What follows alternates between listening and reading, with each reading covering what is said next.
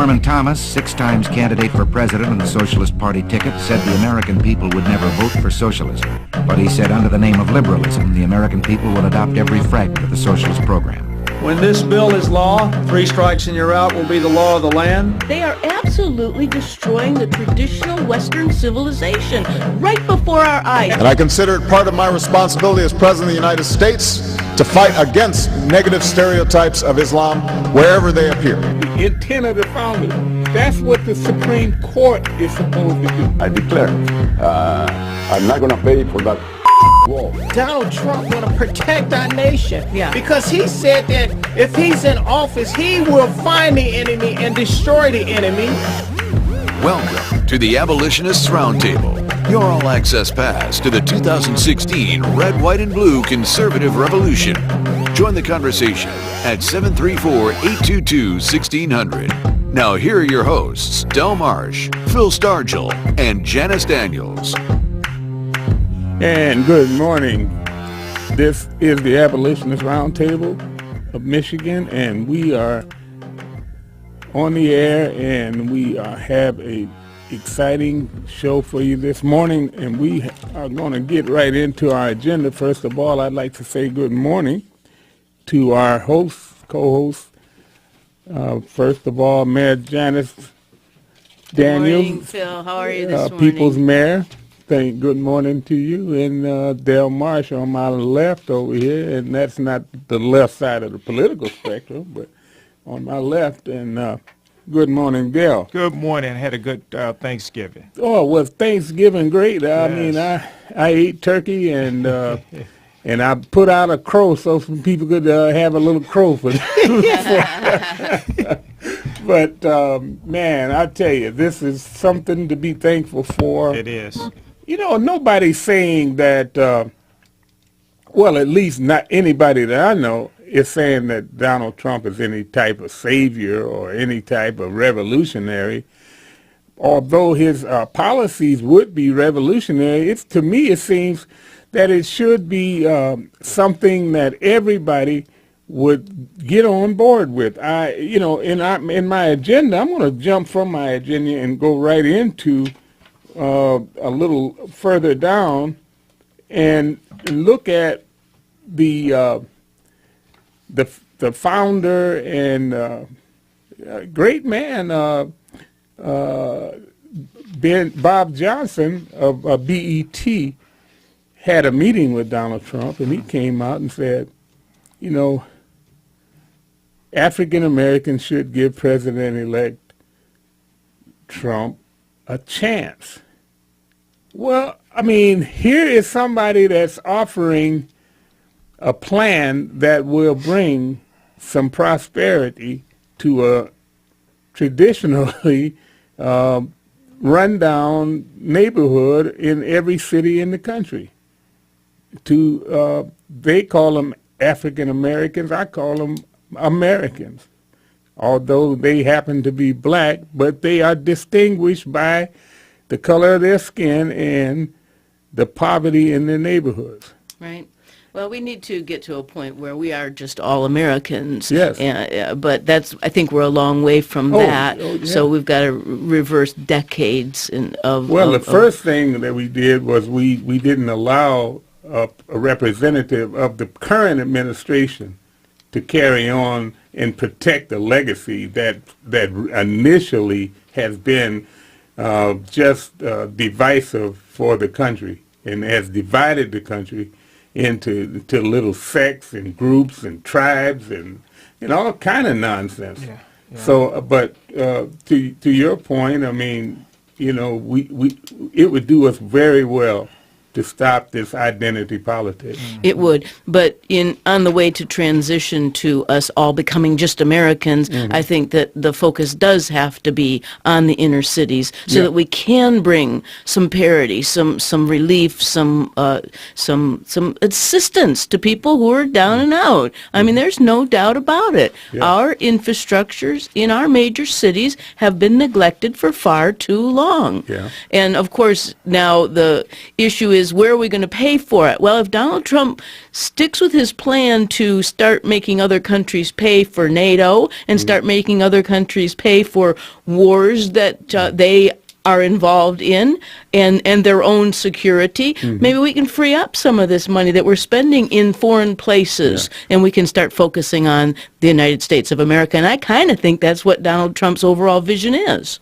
Well, it would be helpful if someone would push that agenda, push that vision of making other countries responsible, right, as well as this country, because we haven't been responsible with the tremendous product of our just stagnant economy. This economy is just stagnant. Well, exactly right. And our energy dependence has got to stop. We should become energy independent. We talked about this the other day. There's so much energy in this country that we're not tapping because of these environmental wackos that are preventing our access to the energy through regulations.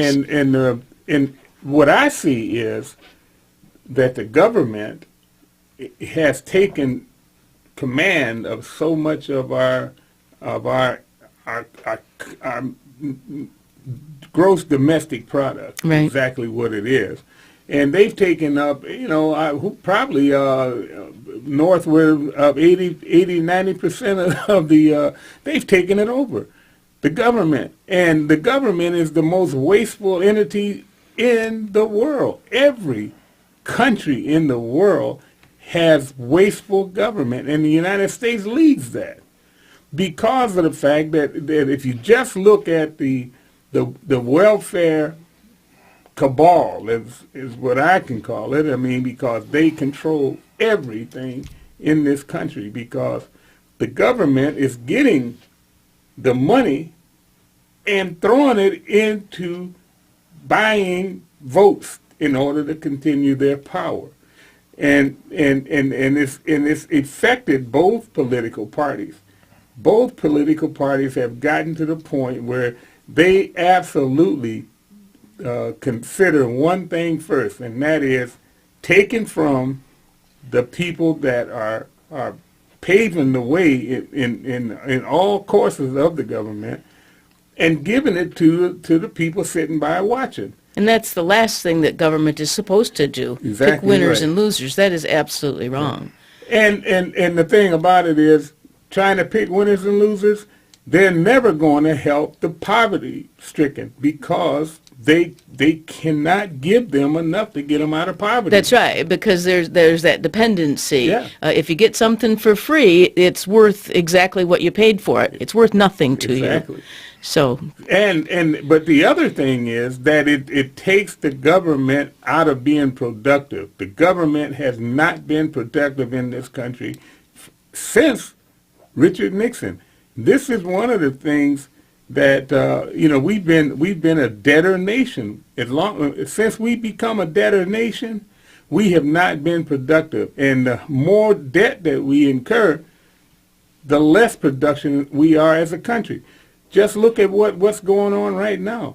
We've had 8 years, and this economy has only been growing by 1.5 to 2% per quarter. Just for barely 8 years. 2%. Just barely 2%. Years, yeah. 8 long years. yeah. And then we turn around and say, well, we got full employment. Oh. How can you have full employment when you have 95 million people out of the workforce? Mm-hmm. So that's where we are today. The government is more than satisfied with that because they can stay in power as Right. long as they keep giving away stuff. That's how money. they keep their power, yeah. Yeah. Yeah.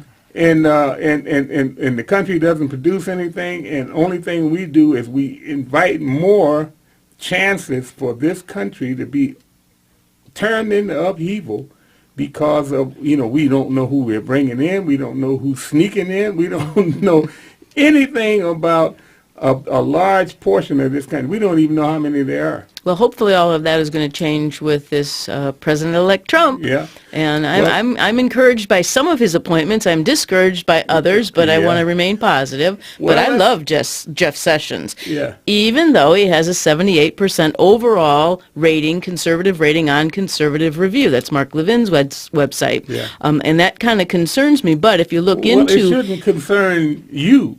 It should concern you about the people that object to him. You see, he's got to say he's well below what we would want as a senator, because he's doing things that the liberals want. Yeah, but you know what? If you delve into his scores, he's 100% conservative on immigration. Yeah, right. Because it breaks it down into different categories. So that's a good idea. And that's why I say that we who needs to be concerned, because they're concerned with his policies of things that would make America great if we do them. In other words, if we can get a hold of our border, if we can limit illegal immigration, and at the same time, maybe send some of the people that are here illegally back to where they came from. Not some of them, a lot of them. If we could do that. Yeah.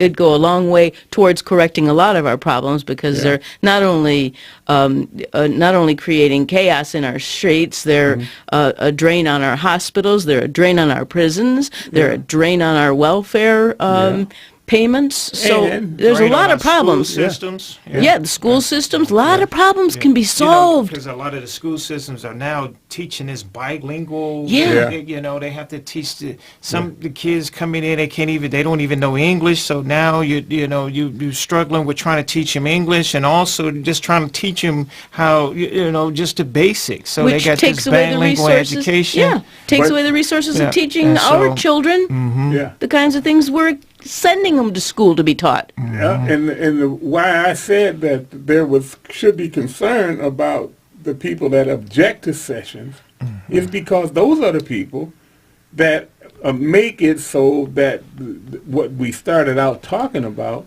the black community, and how we must address the fact that this community has been dragging and lagging behind for so long, and then the opportunity for the Democrats to take advantage of people that are actually taking advantage of the black community by taking the jobs and stuff that they should be doing. That's a great point. We're helping the people who are fighting the cure. Yeah. We are actually, if we can accomplish the goals that Donald Trump has set out to accomplish, we are actually helping the people who are fighting us.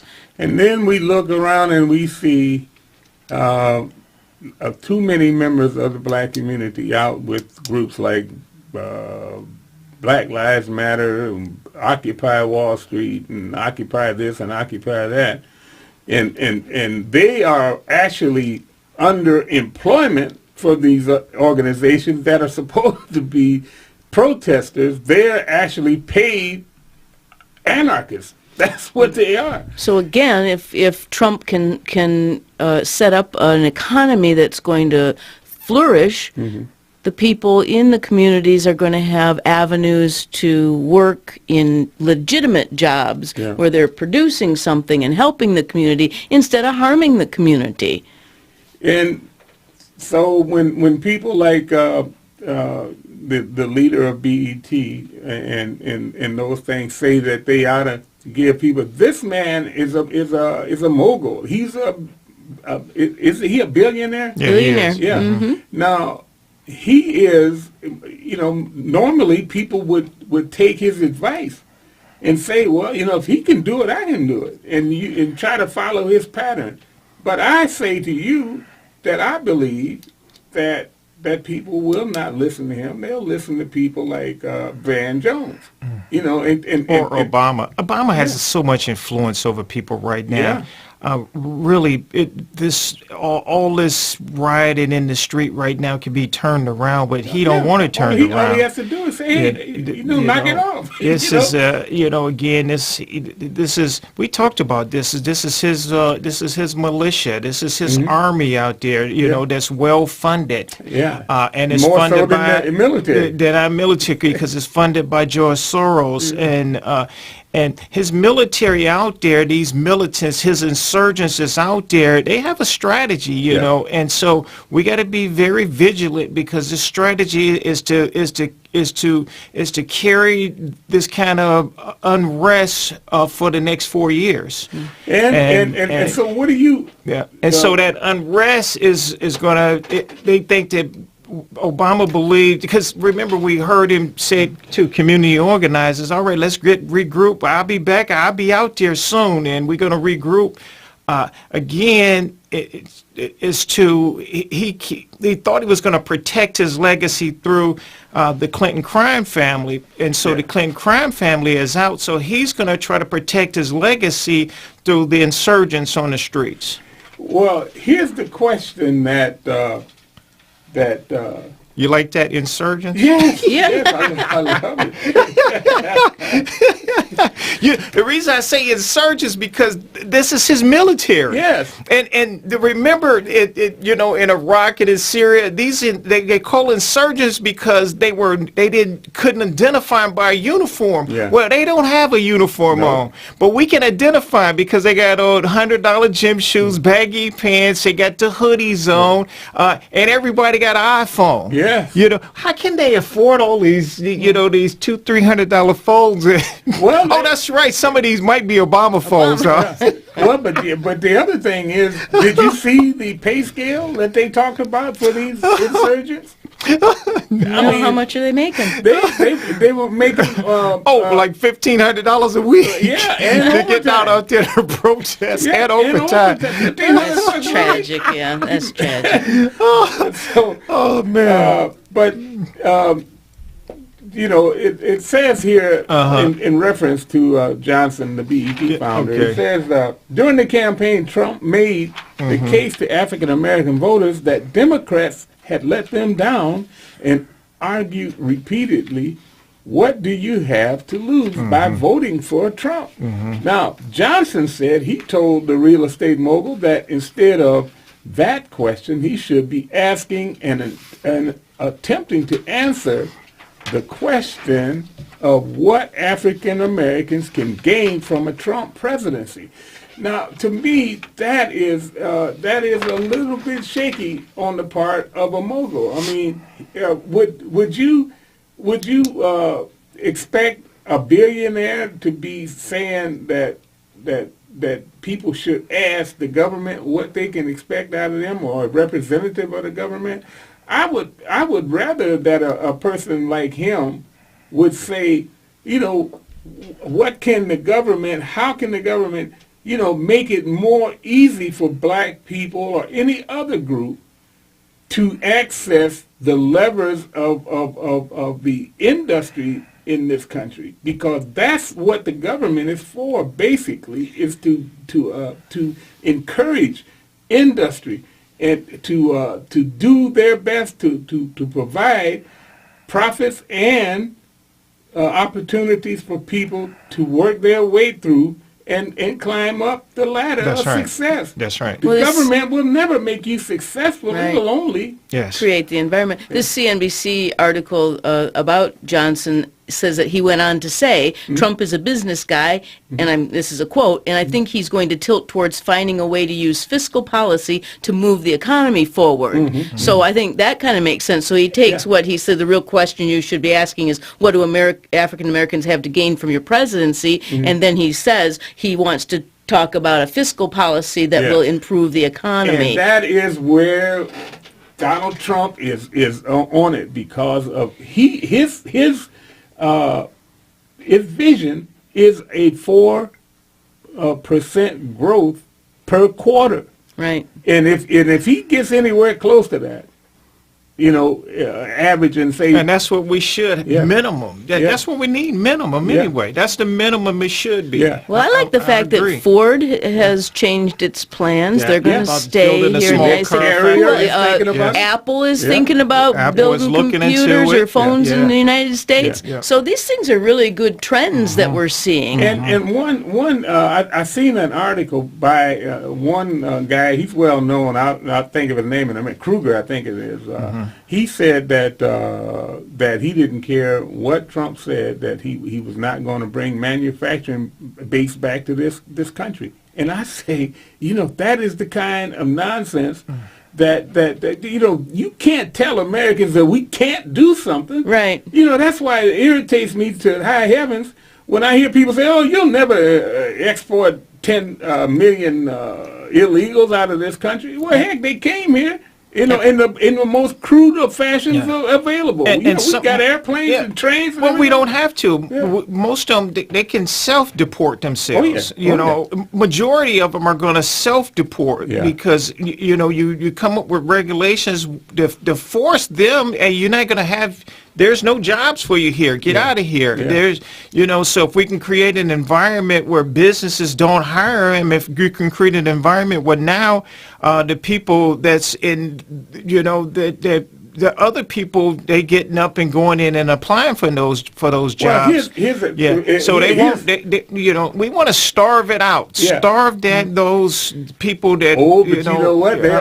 You know what they'll call you if you say that. Well, not starve, but meaning that we want to dry them out, dry up those industries. Now there are still positions that people don't want to do, and we got to get away from this. Every child need to go to college too. Man, let me tell you something. I was at a gas station, pull up, man. It was 10 pickup trucks with lawnmowers and clippers and all kind of stuff right there. And, who do you see on there? Well, these are people that created themselves an opportunity. They created a job. They didn't go looking for a job in a factory, but they created themselves an opportunity. And so... Well, what you remember when McDonald's was... the CEOs of the Fortune 500, most of them had worked for McDonald's or Sears. That's right. I think McDonald's. That's where they started, disciplined their work ethic, and moved on. Well, this administration, they want them to they want them to start at the top. And start at the top. They want them to discipline themselves and build on their work ethic and stay there. You pay them $15 an hour. They want to start at the top instead of working their way. But I really do think that the most important thing is to build that wall. And it's interesting because there's an article that's posted on Reuters just yesterday that a Mexican cement maker is ready to lend its services to U.S. President Donald Trump to build the wall. That's right. They looking to do it. It's a Mexican cement maker is going to help us build the wall. And that's going to be the important facet because once people leave, they can't come back except legally. Well, see, in that, what you talked about self-deporting, the thing about it is that they keep trying to make it out like these are people that come across the border and didn't do anything wrong. But a lot of them have. Done things with identity fraud, and if they were made responsible for that identity fraud, it's going to involve some money to get it straightened out.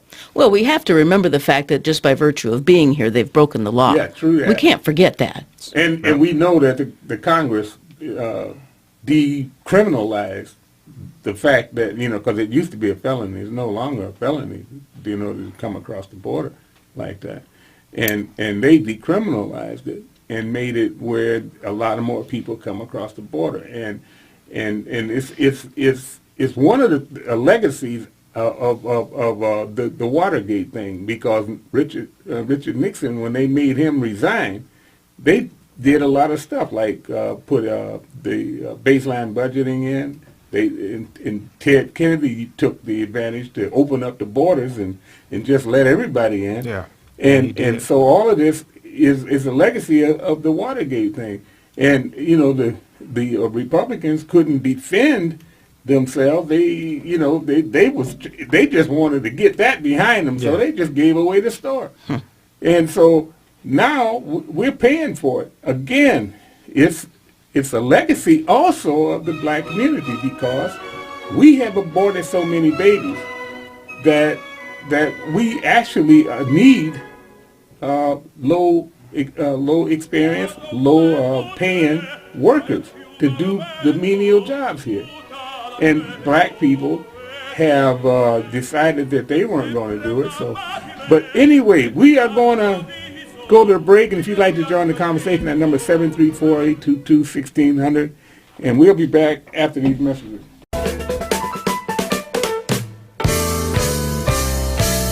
You're listening to the Abolitionists Roundtable, patriotic, red, white, and blue, conservative all-access radio, with your hosts, Del, Phil, and Janice. They're leading the charge and advancing the conservative revolution.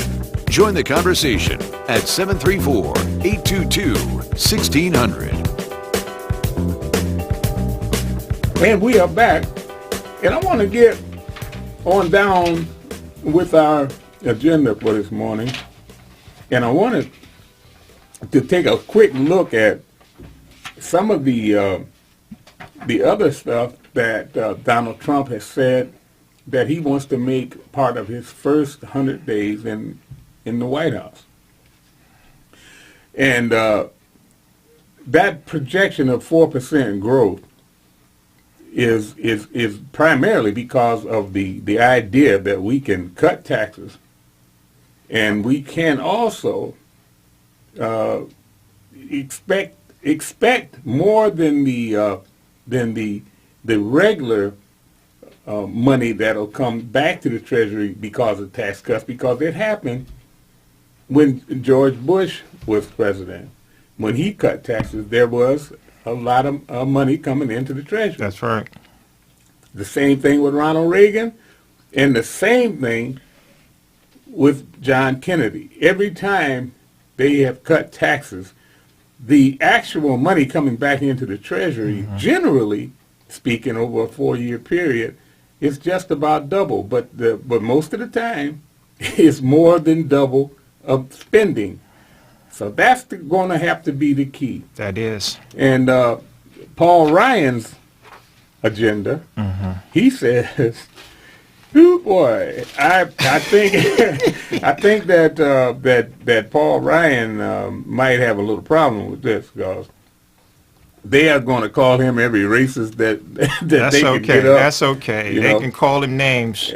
First thing he said. You know, let me just say this. We called Obama all kind of names too, but he still pushed it through anyway. Yeah. Absolutely. So he got to do the same thing. But Let him say all kind of things I might have to take exception with that. I think what we did was we showed facts of what we anticipate as to what his thing was. Yes. And then his people turned around and said that was racist, that we objected to his policy. Yeah, well, that's right. And it's better wording. Yeah. So when Donald Trump or Paul Ryan hits the floor. Yeah. They're gonna pull out the same playbook. It ain't gonna be no. It's the same playbook. Yeah. Oh yeah. There won't be any factual argument about what it is. They're just going to say, if you advocate for tax cuts, that's racist, because you're going to give all of the money to the rich, and there ain't no black people that are rich, and I don't know how Oprah Winfrey is getting around, and, that's right. And this guy that Bob Johnson, Bob. You're right. And let's see. Let's go on down the line. Well, how about Copernicker? Yeah, he's $100 million. I would consider that rich, wouldn't you? They got on a Malcolm X hat. He got on an X hat, and he got on a Castro T-shirt. Yeah. Man, that's a triple threat, ain't it?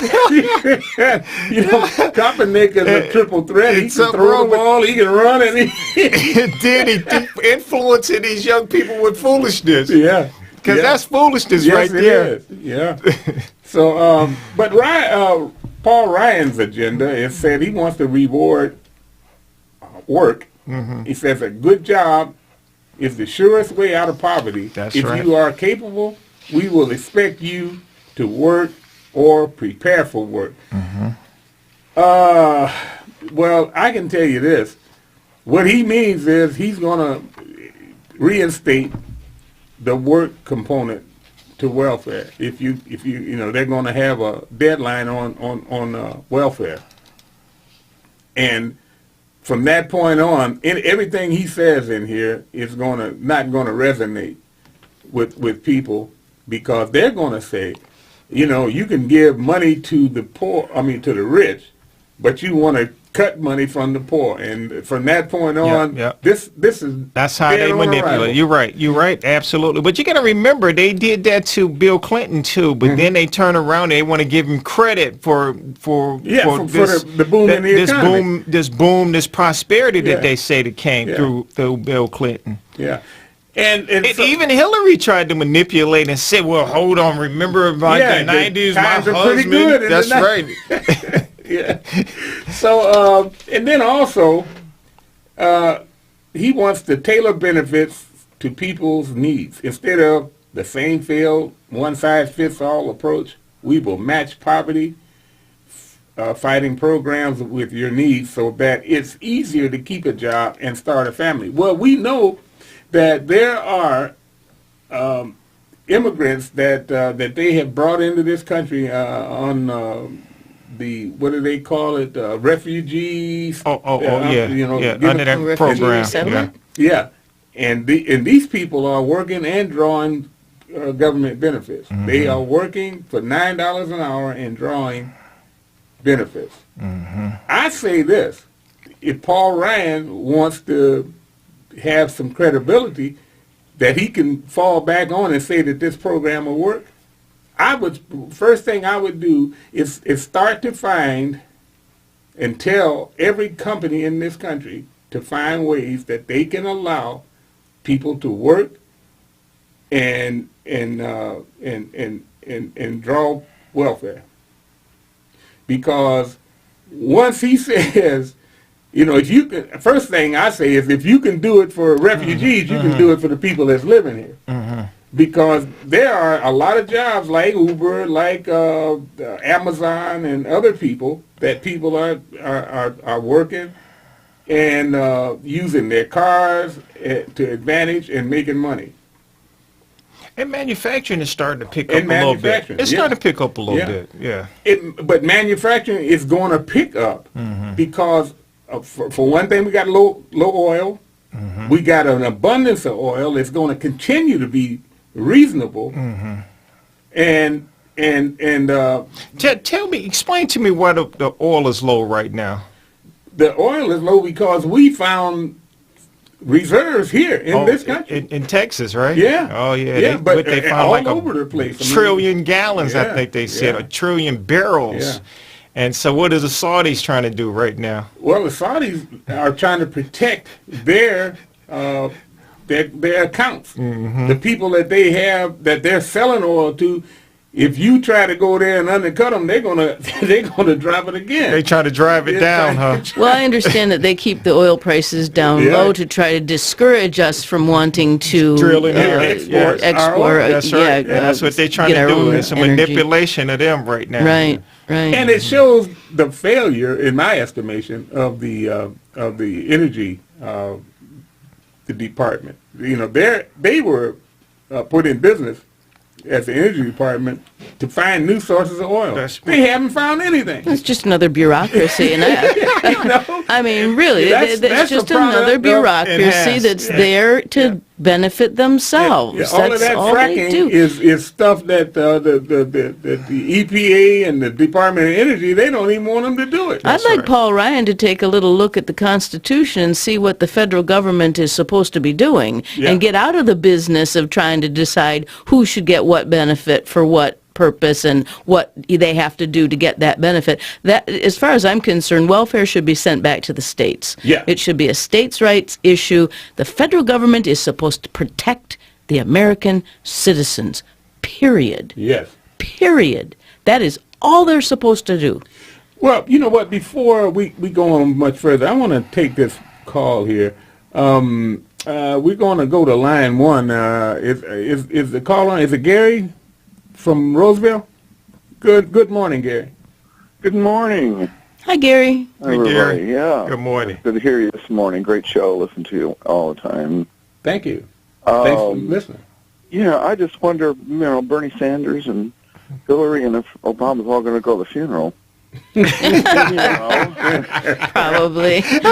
All dressed in black and mourning. And especially Sanders. I mean, he said he's a socialist. Yeah. And Blasio, don't forget de Blasio. That's something I'm glad you brought that up. That is something I'm gonna watch. Yeah. I'm gonna look to see what they're gonna do with this. I know. I mean, I'm not trying to belittle the guy who died. I mean, like anybody else, I'm sorry for their family's loss. But but he was a starved Marxist, socialist, communist jerk. Ruined the country. I mean.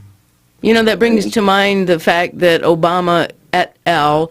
Have not said anything about the police officers that have been slaughtered. Slaughtered. More. Within a week. Yeah, more and more and more. And they don't say anything. Yeah, Obama will probably fire up the old wagon and go down there, Yeah. Take Hillary and de Blasio and maybe we can quickly build a wall on Florida's border. Keep him out. I was going to say, we ought to revoke his passport. I don't want him traveling around the world dissing America, but let's not revoke his passport until he's in Cuba. Then we'll revoke his passport. I'm still nervous about him because they had a position available at the UN. Now I guess. But I believe he's going to be applying for that again soon. Well, since there's travel allowed to Cuba, all of those people that said they were going to leave the country, maybe they could go down there and seek asylum, since Castro's gone, Man, who are some of that? Pull up some of those people that said that they were going to, if President-elect Trump would get elected, that they were going to leave the country. What do you think about offering? I'm going to pull up some of those later. What do you think about offering, what's her name, that one that was crying, Miley Cyrus? Yeah. Maybe she can get a little asylum in Cuba. Yeah, that would be good. Yeah, remember the time Castro thought his prisons were a little too full, so he stuck them all on a boat and shipped them over here. Yeah, the Mariel people, unreal. What do they call it? The Mariel, Mariel something. They had about 100,000 of them. Was it 100,000? Yeah, it's a whole bunch. Oh, wow. Yeah. So I got the list. Bryan Cranston is going to leave. Okay. Goodbye. Goodbye, thanks Brian. a lot for your call, Gary. Thanks, Gary. Okay, thank you. And Chelsea, keep listening and keep calling. Who's Chelsea Handler? And Funny lady. Yeah, she's a comedian. We're going to go to. Well, we're going to hold that line until. But the one thing that stood out on my agenda today is that. They're talking about the abortion rights and the reproductive rights of women that are in jeopardy under President Trump, and it reminds me of how they put the scare into black folks when they tell them that if Trump gets elected, or they'll take away your voting rights, or they'll take away this and take away that. In this case, they're telling people that they better get their IUDs while they are free, and so this also reminds me of the Dreamers. They're talking about their in jeopardy of being losing their rights because they've given them opportunities to go to school and all of that. And now that Trump is in there, they're worried that they may be deported or whatever. But nobody ever said anything about under Bill Clinton when Janet Reno sent the bully boys in and grabbed little Elian Gonzalez and shipped them out of here. Remember that? And the people were saying, "No, don't take the boy, leave him here," And then Castro, he gets about 5 years of propaganda out of him because he had the boy going around. I haven't seen him lately since he got in his 20s. But the thing about it is, everybody wants to say that government is all this and all of that. But every time you look around, they are protesting against the government. I mean, so what is going on here? Did you see that there were some people down in, I believe it was Florida, talking about that how many dead police would make you happy or something, and they said 6 after when it was 5, and then they said how many. The chants they had some kind of chant. I mean, that was just, really, how could anybody allow that kind of situation to continue? That kind of stuff has got to stop. You're poisoning people's minds, and not only that, you're making it out to be that the people, the very people that are holding this country together, are the problem. And because if we don't have that thin line of the blue, this country would have been in chaos. It's interesting you say there ought to be a way to make these people not say these kinds of things, but then that brings to mind this is a free country. We do have freedom of speech, and what needs to happen is we need to change people's morals. Yeah. We need to make them come back to God, quite frankly, because I see the hand of God in this election. I mean, it was just, to me, it was a miracle that Donald Trump was elected in spite of all the media and all the power elites and establishment and there's just the whole world. You're right. And he was elected nonetheless. And it's almost like historical. It's almost biblical because every time, if you read the Bible, every time you go down the path, people disobey God and then things go bad and then God gives them another chance. Well, God's given us another chance. And that is the important thing. We have to look at that as a second chance because of the fact that, this happened once before where those ideas were put forward and tried with Ronald Reagan. Right. And we seem to somehow forgotten to at least give the credit to the policies. They didn't want to give the man the credit, but the policies worked. And let's be truthful about it. It was because of the influence of Jack Kemp, and Jack Laffer. He invented the Laffer curve in economics. Those people influenced Ronald Reagan's ideas to put him up to Trump championing the tax cut policies. And it showed people that this is the policy for a country like America. I have said from the beginning that Obama was a product of socialism. He was the wrong man for this type of economy. That's right. His socialist policies was to grow government and bad government at that. Right. And that's why his presidency is a failure. Because, first of all, he only produced growth in this country by about 1.5% over the whole entirety of his presidency. That is unheard of. It never happened in this country before. And because of the fact that we have gotten with these progressives, we've gotten away from what the real purpose of government is. And that is, they used to say it, the business of America is business. That's right. That's right. And we have absolutely forgotten that. Well, you know, it was Jimmy Carter that gave us Ronald Reagan. Yeah. And now it's Barack Obama that has given us Donald Trump. The worst president in history was Jimmy Carter. That's right. And I believe the worst president ever in the history of the world is Barack Obama. Yeah, and he gave us Donald Trump. Yeah. And like I said, back in September, I had an article published in the what is this? Was it Western Journal? No, it was the Current here. Wham Radio's online newspaper. I had an article published, and I said, you know what? We have to be careful. We have to continue feeding our ideas to Donald Trump because he is going to be manipulated and molded, just like Ronald Reagan was manipulated into believing that the Democrats were going to cut spending. Yeah.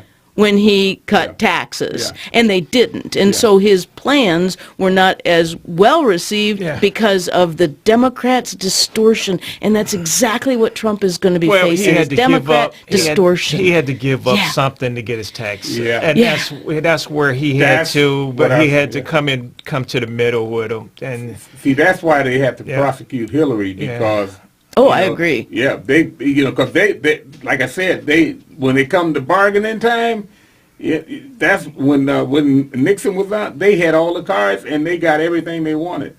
That's what we ought to be pushing. If you want to protect the Obama legacy, when we prosecute her, you better come up off of some of this nonsense that you're pushing every year. Well, I'll tell you what, if Hillary doesn't get prosecuted, then there's going to be a new standard of justice. Yeah. We're all going to be able to say, when we stand before a court of law, we're going to be able to say, I didn't mean it. Yeah, I didn't know. Yeah.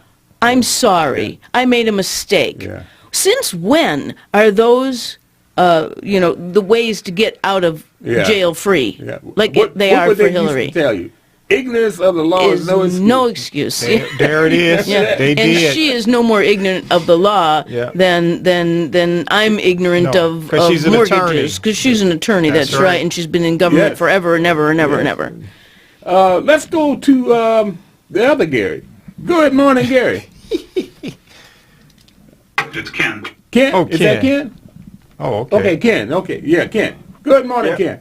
Good morning. Great show as usual. Good morning, Ken. Yeah, I just want to make an observation. Now, I'm a Christian, and I'm an Orthodox Lutheran. And I don't blame the problems of America on Barack Obama, Hillary Clinton, the Democrats. What I blame it on is the people who put these people in office. Yeah, good point. Mm-hmm. And we have a choice to make, people. Do we serve our Lord Jesus Christ? Do we serve God, or do we serve the devil?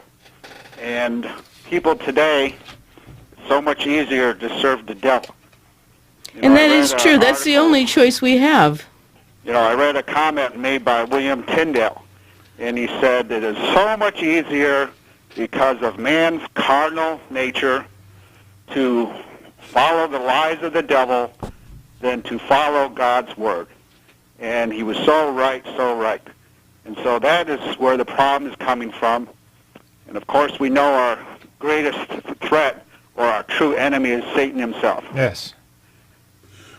Well, I can tell you that that Satan must have gotten into some of these Republicans, because they seem to try to push this nonsense right along with them, and I think that we have to be very, very careful of who we allow Trump to get into office along with him. And that's very true, because I did read a good article written by a Lutheran pastor where he commented about how the Republican Party has now become another party serving Satan. Mm-hmm. Talking about how the Republican Party openly accepts and tolerates the gay lifestyle. Mm-hmm. How the Republican Party openly tolerates Mormons and Muslims and so many other things that are contrary to the Bible. And so, we can't put our trust in a party. We have to watch out and make sure that whoever we want to represent us is serving Jesus, Okay, serving God. that's what the vote is for. You know, once we elect a person and they do something that we consider to be against our interests, we should make him understand that we're not going to tolerate it. We're not going to tolerate it because they have sold us out too many times. Yeah. Thanks a lot for your call. Thanks, Ken. Good point. And, you know, this hour can go pretty fast, isn't it? It is. You're going to be on later this afternoon, right? Yes, Phil? yes, I'll be on at 12 this afternoon, and along with Pastor The Rick. Abolitionist Roundtable. And invites the folks, Wild we will Talk see you next week. To continue the roundtable discussions by mailing correspondence to Art of Michigan, Post Office Box 135, Garden City, Michigan 48135. Or follow Phil, Del, and Janice at artofmichigan.com. You can also send emails to artofmichigan@hotmail.com. And most of all, continue to listen every Saturday and tell a friend.